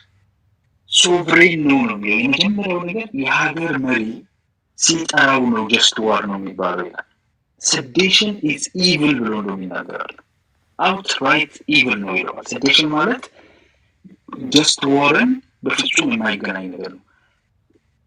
አማራ ክልል ላይ የተፈጠረውን ነገር የሩቅ ዘመን ታሪክ አይደለም። መግደል የተጀመረው እዛው አማራ ክልል ላይ ያሉ በህዝቡ የተመረጡ አመራሮች ናቸው መገደል የተጀመሩት። አስታውሳለሁ ዋና አማራዎች እናንተ አንዳንዴ ዋን ትገለፍ ትሏቸዋላችሁ። አኪላ ምን አሉ? 700 ያህል ባዴን ተገድለዋል። ገና ወደ 7000 ይገደላል። አሁን ይሄን ጀስት ወር ነው ብለህ ታቀርብልኛለህ? ይህ በጣም ከባድ ነው። ቶማስ አኳይነስን ስትጠራው እኮ ቶማስ የሚልህ አብይ ሊጠራው ነው ጦርነት ነው የሚልህ እኮ መስኮት እያደረግህ ነው። እና ይኸውልህ እሱ አንዱ ኮዝ ነው እንጂ ምላሽ ነው የሰጠህ አይደለም። ፖይንቱ ሆል ፖይንት ኢዝ ጀስት ሞራል ኦቶሪቲ ያለው መንግስት ነው የሚለው አንዱ ነው። ከዛ በተጨማሪ 3 ካራክተሮች አሉት። ሁለተኛው ራይት ኢንቴንሽን እና ጀስቲፋይብል የሆነ ኮዝ ነው። ራይት ኢንቴንሽን ካለህና ጀስቲፋይብል ኮዝ ካለህ ራስን የመከላከል ለምሳሌ ጀስቲፋይብል ኮዝ ነው። ሞራል ኦቶሪቲ ያለው ጦርነትን የመጥራት የሞኖፖሊ ኦፍ ቫዮለንስ ያለው መንግስት ነው እንጂ ሶስቱንም ያሟላ አይደለም የሚለው ቶማስ አኳይነስ። ራይት ኢንቴንሽን የሚለው ቬንጀንስ ኦር ፕሮፊት ሲኪንግ ፓወር ኦር ቬንጀንስ ኦር ፕሮፊት ሊሆን አይችልም ይላል። አሁን አንተ አይደለ ቬንጀንስ ሊሆን አይችልም ፕሮፊት ራይት ኢንቴንሽንስ የሚባሉት እነኚህን አያሟላም። ሶቨሬን ኦቶሪቲ አንተ ያልከው ሞኖፖሊ ኦፍ ቫዮለንስ ሶቨሬን ኦቶሪቲ የሚባለውን አንደኛ ነው። ጀስት ኮዝ የሚባለው ራይት ኢንቴንሽን የሚባለው እነኚህ የሚከተሉት ራይት ኢንቴንሽን ሆነ ጀስት ኮዝ ማለት ነው። ኳሊፋይ ሲደረጉ ጌን ሊደረግ የሚፈለገው ነገር ጀስቲፋይ ያደርጋሉ እያደረገ ያለው ነገር ራይት ኢንቴንሽን ማለት ነው ማለት ነው። ለምሳሌ ትክክለኛውን ሀሳብ ራይት ኢንቴንሽን ማለት ምን አስበህ ነው አማራ የሚዋጋው አማራ እየተዋጋ ያለው ቅድም እንዳልኩ የትፔሌፍ ለምሳሌ ያመጣው ስልጣን ለመያዝ ብለህ ወይ ደግሞ ከስልጣን ተባረርኩ ብለህ ወጣት ማስጨረስ ራይት ኢንቴንሽን አይደለም፣ ጀስቲፋይብል ኮዝ አይደለም። አማራ እያደረገ ያለው ትግል አማራ እየተዋጋ አይደለማ። አማራ ያው አሁን ኩስከቱ ጋር ነው ኖ አማራ እየተዋጋ ቢሆንማ መጀመሪያ የምትገለው የመጀመሪያ 700 ተገዳይ አማራ ነው። አማራ ይመረጥ ማን ነው እየተዋጋ ያለው? አይደለም አማራ እኮ ስትል ህዝብ ነው አይደል?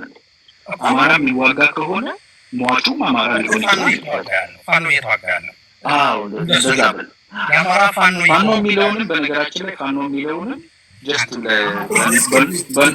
በኖሜንክሌቸር በባክዳውን አንዳንሆን ብለን ለቀዋለን እንጂ ማቋረጥ ፈልጋለሁ። I think this one ራሱን የቻለ ዲስከሽን ዲቤት መሆን አለበት ቢኮዝ በጣም ብዙ ኑዋንስ አለው አይደል? ይሄን ነገር ጀስቲፋይ ለማድረግ እንዳልከው አዘ ሆሊ ወርድ ብሎ ለመጠራት አሁን ኳሊፋይ ያደርጋሉ ያላስብ ገባ ግን አይደል? ይሄ ራሱን የቻለ ዲስከሽን መሆን አለበት። ራሱን የቻለ ነው። በትሮም በጣም ጥሩ ነው። ባይዘው ቶማስ አኳይነስ አንደኛው ሎጂክን እና እንትን የሚያወራ ስለሆነ ሊደር በሚለው እስማማለሁ። ሊደር ማለት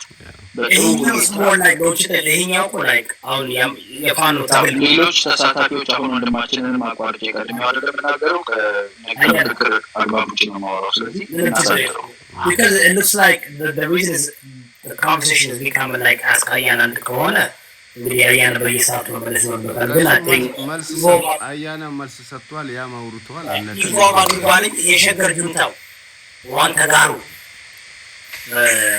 ብራዘር ይሁዳ ብሌሽ ሰላም ይያለ ማን እንደምን ሰላም ይያለ ያላችሁ አድማጭ ሰላም ከታችን ኬት ይያለው መጀመሪያ ከአማራ ስትሮንግ ነው የሚጀምረው የቲፒኤልኤፍ ውጊያ የስልጣን ውጊያ ያለው እንዴት አንዳንዴ ብዙ ጊዜ ከእውነት ጋር ለመታረቅ ስንፈልግ ጊዜ ወቃሽ ነው። አንዳንዴ ወደ መፍትሄ ከመጣ ጎን ኢትዮጵያውያን እንላለን። ከዛ በኋላ ደግሞ እኛ የምንፈልገው ስርዓት እንደ ስርዓት ቀጥሎ ኢትዮጵያዊነታችን ይዘን የህግ የበላይነት እንዲኖር የምንፈልገው እንላለን። ከዛ ደግሞ የእኛን አካል ደግሞ ንጹህ አድርገን ሌላውን አካል ወንጀለኛ እናደርጋለን። በጣም ያስቀኝ ይጋጫል። ቲፒኤልኤፍ ምን ጥርጥር አልነበረውም ከኢትዮጵያ ስልጣን ላይ ተነጥሎ ከሄደ ፖራቷል። ከዛ በኋላ የሚያገኘው ስልጣን የለም። አይደል? ስለ እውነት ነው እኮ የምናወራው። ፖለቲካ ማለት ውሸትም ቢኖረውም ግን አንዳንዴ እውነት ያለው ውሸት ይባላል። ፎልስ ባይ ፎልስ ናሬሽን ይዘን የምትሄድ የማይሆን ነገር ዝም ብለን ጭፍልቅ አድርገን ከሆነ ይሄ ደግሞ ነፃ ያወጣል። ያንን ኃይል ራሱ እንዳንገመግመው ከዛ ጋር ታውረን ቁጭ ምንል። አሁን እኛ እዚህ ጋር ያለነው አብዛኞቻችን ወጣት ነው እንደምንተያየው ደግሞ ከሁላችሁም እድሜ ያንሳሉ ብዬ አምናለሁ። እኔ በእድሜ ያየሁት ነገር በጣም ያስቀኝ ነገር እኔ አዲስ አበባ ነው ተወልጄ ያደግኩት 27 ዓመት ጨለማ አለ አንድ የ16 ዓመት ልጅ ከዛ ትልቅ ሰው ነው አሻፍ ስንት ዓመት ነው አሉ 16 እንዴት አየሁ የ27 ዓመት ጨለማ ተነግሮ አይደርግና አላየህም ማለት ነው አሉ። እና ብዙ ጊዜ የምናወዳደረው ከነበረው ስርዓት ጋር ያወዳደርን ብንወያይና ደስ ይለኛል። ስለ ኢህአዴግ የምናወራ ከሆነ በኢህአዴግ የሰራውን ስህተት ከብልጽግና ጋር ያስተያየን ዲቤት እያደረግን የተሻለውን ነገር መምረጥ ይቻላል። እናንተ የምትከሱት እንደ ህወሓት እንደ ወያኔ ነው የምትሉት። ከዛ ደግሞ ምን ትላላችሁ? በጀርባ ተላላኪ ነበር ትላላችሁ። እሺ በድሮ የመጀመሪያው ተላላኪ ነበራችሁ፣ ተሳስታችኋል።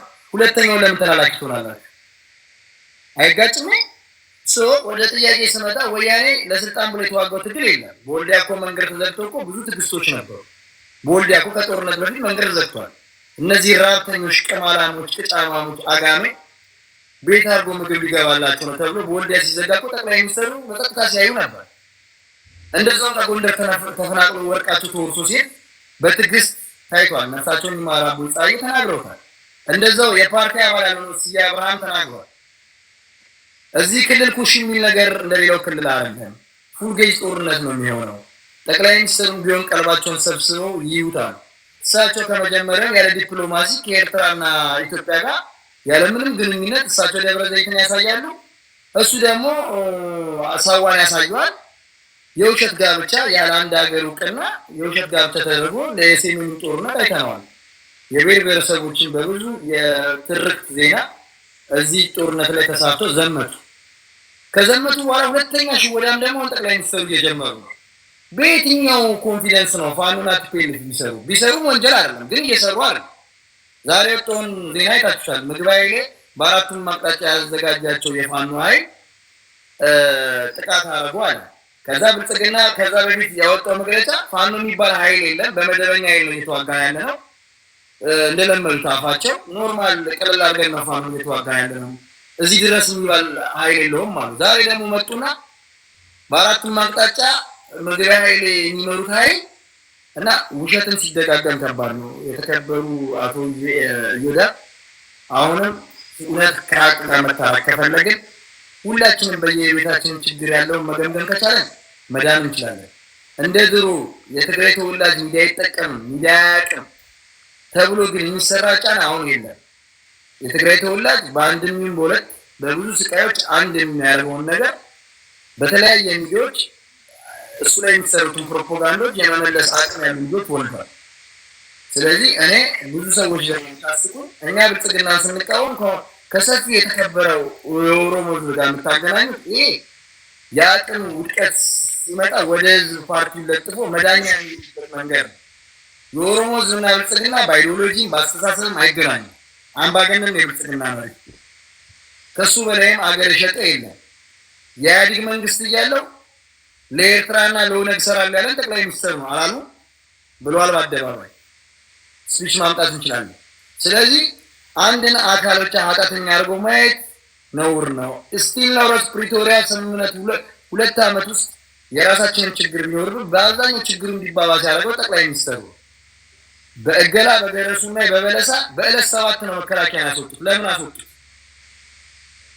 ከባድሜ የአልጀርስ ስምምነት ስላለ ሊተነካከፉ ስለሚችል እሺ ከዛ እንኳን አያነካፉ የራሳቸው የውስጥ ሽኩቻ ስለነበራቸው አብሮ ሲሰሩ ስለነበረ ከእገላ ገረሱና በለሳ ግን መከላከያ በ7 ነው ከውሉ ከሁለተኛው ወር በኋላ በ7 ነው። እንደ ድንገት የአካባቢ የቤተሰቦች በመሆኑ መረጃውን በደንብ አውቀዋል። ስለዚህ እሳቸው ሬዲ አልነበሩም ለውሉ ማለት ውሉን በወቀሳ ነው የጨረሱት።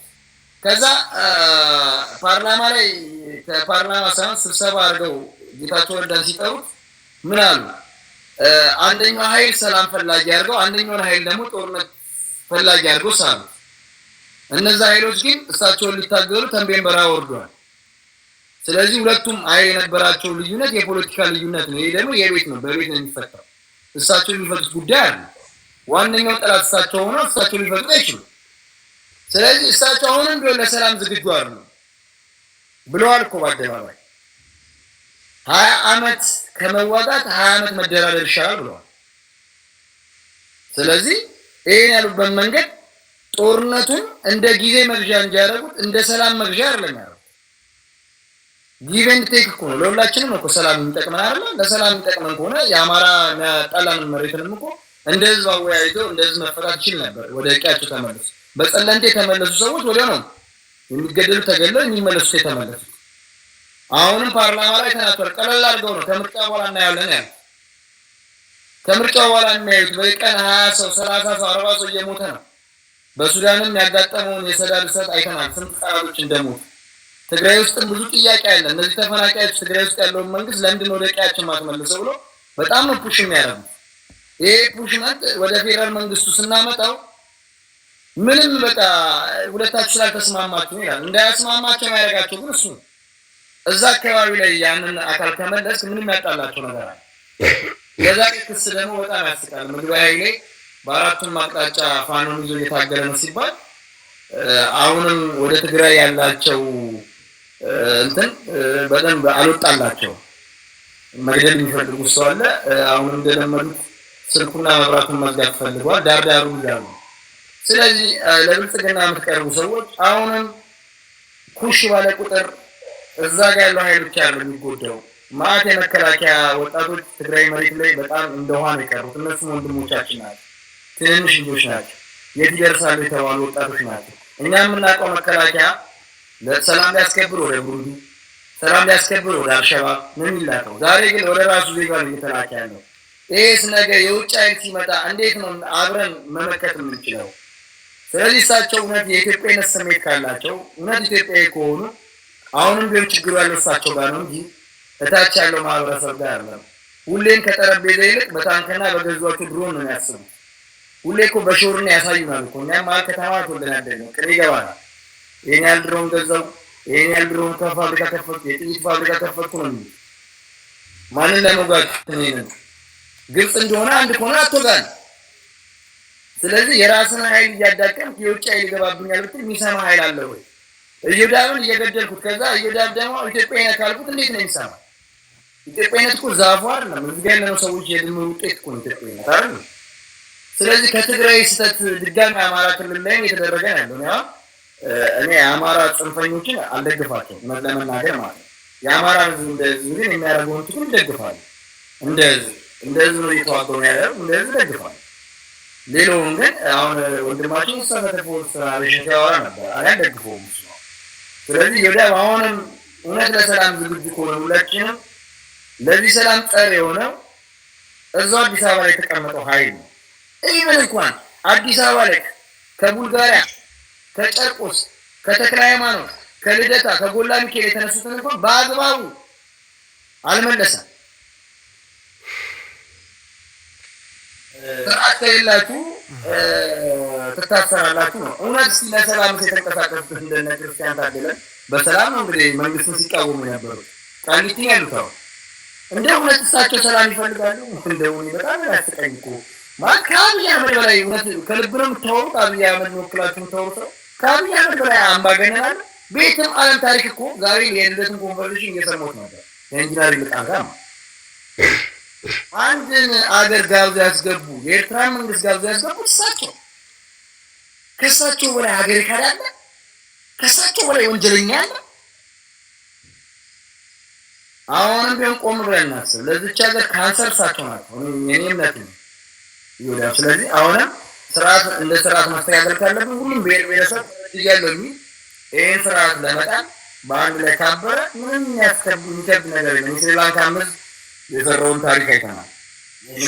ነገር ይህም የሸገር ጁንታ ይህም ራሱ እንዲያው አነስት ከሆናችሁና ቦት ሳይድ ጥሩ ካንቨርሴሽን እና ጥሩ ዲስከሽን ያስፈልገዋል። አሁን አሰንፎ ላይ አንተ እንደምታስቀምጠው በዛኛው ሳይድም በጣም አጥጋቢ የሆነና ኮምፔሊንግ የሆነ ፐርስፔክቲቭ አለና እስካሁን ድረስ አነስት የሆነ ዲስከሽን አላየውም። ግን ይህንም ደግሞ አነስት ሆነ ዲስከስ ብናደርግበት እውነቴን ነው በጣም ጥሩ የሆነ ውጤት ይመጣል።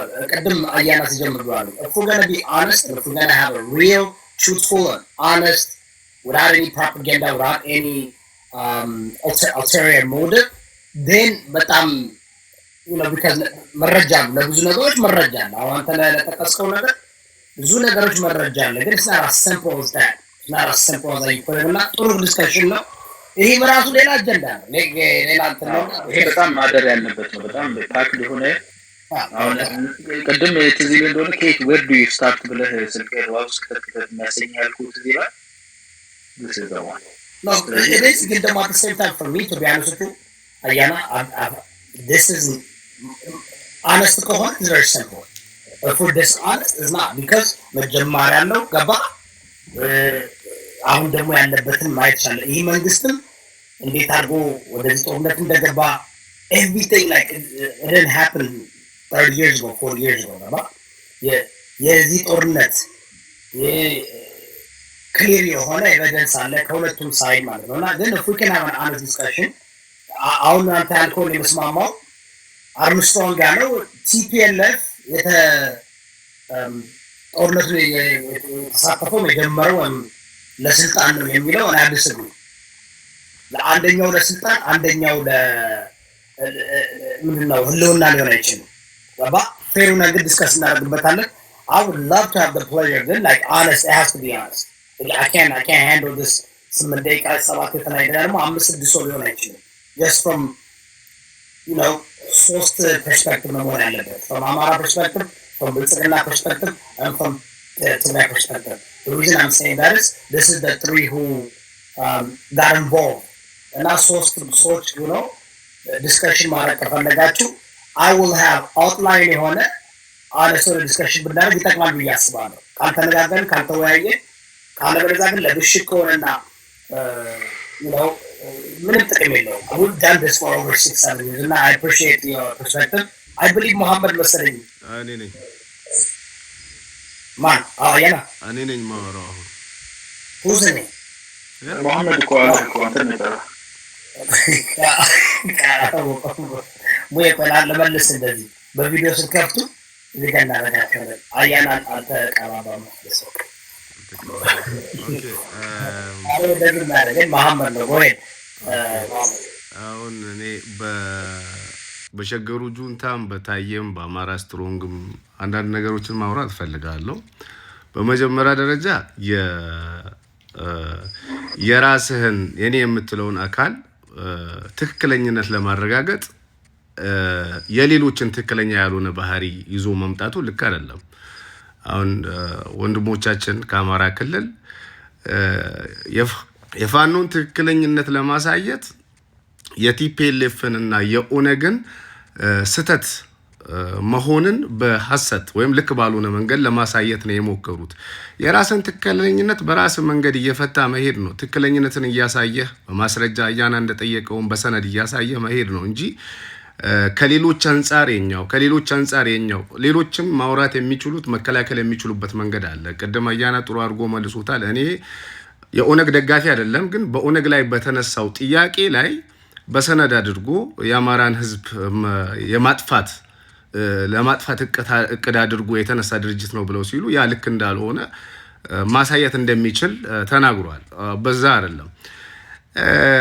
በመጀመሪያ ደረጃ የህልውና ጥያቄ ነው፣ የመኖርና ያለመኖር ጥያቄ ነው የአማራ ህዝብ የሚያደርገው ትግል ሲባል በመጀመሪያ ደረጃ የአማራ ህዝብ አይደለም እየታገለ ያለው። ነፃ ምርጫ ከተሰጠው የአማራ ህዝብ በእርግጠኝነት ብልጽግናን እንደሚመርጥ መርጦም እንዳሳየ መናገር ይችላል። ይሄ ትላንት የቆየ ታሪክ አይደለም እያወራን ያለ ነው፣ ትላንትና ነው። በኢትዮጵያ ምድር ላይ በተደረገው ምርጫ ትክክለኛ ምርጫ የተደረገው አማራ ክልል ላይ ነው። አብንና ብልጽግና ተወዳድረው ብልጽግና ያለፈበት ትክክለኛ ምርጫ፣ አብኖችም እውቅና የሰጡት ምርጫ ነው የተደረገው። ሁለተኛው ደግሞ የህልውና የመኖርና ያለመኖር ጥያቄ ነው ወደዚህ ትግል ያስገባው ፋኖን የሚሉን ኃይሎች እውነቱን እንደማናቀው አድርገው ሊያሳዩን ሲሞክሩ ያስቀኛል። እኔ የሻቢያም የፋኖም ከአብይ ጋር የጀመሩት ግብግብ ከድርድር በኋላ ነው። ከድርድር በፊት አብረው ወደ ትግራይ የዘመቱ ኃይሎች ናቸው። ከድርድር በፊት ይሄ ፋክት ስናየው የኖርነውን ፋክት ስንጮህበት የኖርነውን ፋክት እንደ አዲስ መልኩን ቀይሮ ቀባብቶ ቀለም ቀብቶ አሳምሮ ለማምጣት የሚደረግ እውነቱን ተነጋግሮ እኮ ትክክለኛውን ነገር ማምጣት ይቻላል። ከአብይ ጋር ያጋጫቸው ድርድሩ ነው። ከድርድሩ በኋላ ነው የተጋጩት። ምክንያቱም ድርድሩ ላይ ትግራይ ላይ የነበረው ጦርነት እንዲቆም ፍላጎት አልነበራቸውም። ትግራይ ላይ የነበረው ጦርነት እንዲቆም ፍላጎት አልነበራቸውም። ሻቢያም መጀመሪያ ተስማምተው ነው የገቡበት። አብይ ደግሞ ገንጠል ብሎ ተደራድሯል። የተደራደረበት የተለያየ ምክንያት ሊኖረው ይችላል። ኦኬ፣ ከተደራደረ በኋላ በድርድሩ ያኮረፈው ኃይል ፋኖ አብሮ ሲዋጋ የነበረው ሻቢያ ዛሬ አብይን ካልገጠምኩ እያለ ነው። እኔ የብልጽግና ደጋፊ አይደለሁም። እውነቱ ግን ይሄ ነው። ይሄንን እውነት ለምን እንሸሸዋለን? የህልውና ትግል ገጥሞን ነው ከአብይ ጋር መዋጋት የጀመርነው ካሉ ከትግራይ ጋር ከነበረው ጦርነት በፊት ለምን የህልውና አደጋ እንደገጠማቸው ያልታያቸው? ከድርድር በኋላ ነው የታያቸው? እሱ ነው ጥያቄው። እነ ምሬ ወዳጆም እነ እስክንድርም ጦርነቱ መደገም አለበት ከእስር ቤት ከተፈታ በኋላ እኮ የተጀመረው ማለቅ አለበት። እንደውም እስከ ኦሮሚያም አብረው እንደሚዘምት ሰሜን ላይ ያለው ተሰብሯል እና እስከ ኦሮሚያ አብሮ መዝመት እንደሚፈልግ እስክንድር ነጋ ቃል በቃል በመግለጫ የሰጠ ሰው ነው ከእስር ቤት ከወጣ በኋላ። ይሄ ሁሉ የተፈጠረው ከድርድሩ ለምን ድርድር ተደረገ በሚል ነው ይሄ ሁሉ ጦርነት የተከፈተው እንጂ የአማራ ህዝብ ጥያቄ የመኖርና ያለመኖር ጥያቄ ውስጥ ገብቶ ያሳስቧቸው የጀመሩት አይደለም። ይሄ እውነቱ ነው። ይሄ ፋክቱ ነው። ሌላው ወንድማችን የሸገሩ ነገሮችን በአጠቃላይ ጠቅልሎ ለአብይ አህመድ ከመስጠት ስህተታችንን ማረም ከፈለግን የራሳችንንም ስህተት ማየት ያስፈልጋል። ትግራይ ላይ ያሉ ኃይሎች እንዳይስማሙ እያደረገ ያለው አብይ አህመድ ነው ሲል ሰማሁት። እንዴ ትግራይ ላይ ያሉ ኃይሎች አእምሮ የላቸውም ወይ ነው? በመጀመሪያ ደረጃ አብይ አህመድ እንዳይስማሙ የሚያደርጋቸው ከሆነ መጀመሪያውን ለዛ ህዝብ አይጠቅሙትም። ሁለቱንም ታግሎ ካናቱ ላይ በአብይ አህመድ የሚዘወሩ ከሆነ ታግሎ ካናቱ ላይ ማውረድ ያለበት የትግራይ ህዝብ ነው። የጌታቸው ረዳም ደጋፊ አይደለም፣ የደብረጽዮንም ደጋፊ አይደለም። ላለመግባባታቸው ግን ምክንያት አብይ ከሆነ ሁለተኛው አሁንም እዛ አካባቢ ላይ የተፈጠረው ለአብይ ከመስጠት በፊት ደብረጽዮንም ባለስልጣኑን መርጦ የአብይን ፍቃድ የሚጠብቅ ነው። ጌታቸው ረዳም በአብይ ፍቃድ መቀጠል የሚፈልግ ሰው ነው። የሆነ አለርለ በቃ የችግሮቹ ሁሉ መንጭ አዲስ አበባ አድርጎ ካሰብን ችግሩ መፍታት አንችልም። ችግሩ መፍታት የምንችለው ወደ ቤታችንም ወደ ራሳችንም ማየት ስንጀምር ነው። ወደ ራሳችን እስካላየን ድረስ የራሳችንን ችግር ልንፈታው አንችልም። ከፋኖ ወንድሞቻችን የምንጠላው ነገር ትልቁ ነገር አንዱ ይሄ ነው። ራሳቸውን ሳያዩ ሁሌ ጣታቸውን ወደ ሌላ መቀሰራቸው ነው። አሁን ለኢትዮጵያ ስጋት እንዳልሆነ ሊነግረን ሞክሯል። ይሄ ታዬ ማለት ነው ጥላዬ የተለየ አቃፊ የሆነ ትግል እንደሚያደርጉ እኛ ማኒፌስቶ እንዳለው ማያና ማኒፌስቶ አምጥተው ይሄ ነው ፍላጎታችን ብለው በሰነድ አላሳዩንም። በአንደበታቸው የሚያደርጓቸው ንግግሮች ደግሞ የሚዋጉትን ኃይል ባንደግፈው እንኳን እንድንደግፈው የሚያደርጉ ናቸው። ለምሳሌ አንድ ኦሮሞ አብይ አህመድን እየታገለ ሳለ አብይ አህመድን በኦሮሞ ስም የምትከሰው ከሆነ ጋላ ከቤተ መንግስት መውጣት አለበት እያልክ የምትጣራ ከሆነ ያ ቦታ ለኦሮሞ አይገባውም ካል የትኛው ኦሮሞ ነው ካንተ ጋር አብሮ የሚሰራው ነው አይደለም? አብሮ መስራት ይታገላል ነው። በመግለጫ ፋኖ ወጥቶ ይሄ የእስላም መንግስት ከመጣ በኋላ አገር ተቀበጠች። አብይ ጴንጤ ሆኖ ሳለ ስር የሰደደ የሃይማኖት የብሔር ጥላቻ ያለባቸው ሰዎች የአማራን ህዝብ ሊወክሉ አይችሉም። እየወጡ በየመድረኩ ማይክ ጨብጠው የሚያወሩት ነገር የፋኖን ትግል ሌሎች እንዲቀበሉት ቀርቶ እዛው አማራ ክልል ውስጥ ያለ ሰው እንዳይቀበለው የሚያደርግ ነው። ለምሳሌ አዘው ሙስሊም እኔ አብይ አህመድን ጴንጤ ሆኖ ሳለ በሙስሊምነት የሚከሱት ከሆነ ይሄ እስላም መንግስት ብለው የሚጠሩት ከሆነ በምን ሞራሌ ነው አብሬያቸው ልሰራ የምችለው? ሙስሊም ነኝ እኮ እኔ። ይሄ እስላም መንግስት ካሉ እስላም ሃይማኖታዊ ቅስቀሳ ይመስላልና ከምንድን ነው የተገኘው? አንዳንዴ ቪዲዮዎችን እያየሁ ስለሆነ ነው። እስካሁን ጣልቃ አልገባሁም አይደለ? እያዳመጥኩ ነበረ ቪዲዮዎችን። አሁን ሰነድ ማኒፌስቶ ካላችሁ አምጡና ከዛ በዛ እንነሳ። መሐመድ አንድ ሲንግለር ፐርሰንት which is አርበኛው መሳፍንት የተናገሩት ንግግር ነው። ሌላም አመጣላለሁ ቪዲዮ ከሆነ። እነዚህ ግን አንድ ነገር ቀደም እኮ የፋኖ ትግል አሁን ማኒፌስቶ ቀርጾ አፋድ አማራ ህዝባዊ ፋኖ ድርጅት እየታገለ ነው። ሶ አይ ቲንክ ፌር ለመሆን ድርጅት የመሰረተውን እንደገና ደግሞ ማኒፌስቶ የቀረጸውን እሱን ምን ተማረክ ይችላል። ቀደም አያና ያለው ነገር አለ። ማኒፌስቶ መቅረጽ የማይፈልጉትም እኔ በጣም ስገፋቸው የነበረው ማኒፌስቶ መቅረጽ ማትፈልጉ ማንነታችሁ እንዳይታይባችሁ ነው ብዬ ጨጨቃጭቃቸው ነበር። ስለዚህ አሁን ማኒፌስቶ ክሬት ተደርጓል። አማራ ህዝባዊ ፋኖ ድርጅት የሚል እስክንድር ነጋ የሚመራው አይ ቲንክ ያንን ይዞ እንትን ቢባል ጥሩ ይመስለኛል። ሌሎች ግን የተለያየ ቀደም አያና ብሎታል። በኦሮሞም በኦላም አሁን ኦሮሞ ሊበሬሽን አርሚ ወይም ኦነግ ራሱ የቻለ ማኒፌስቶ አለው።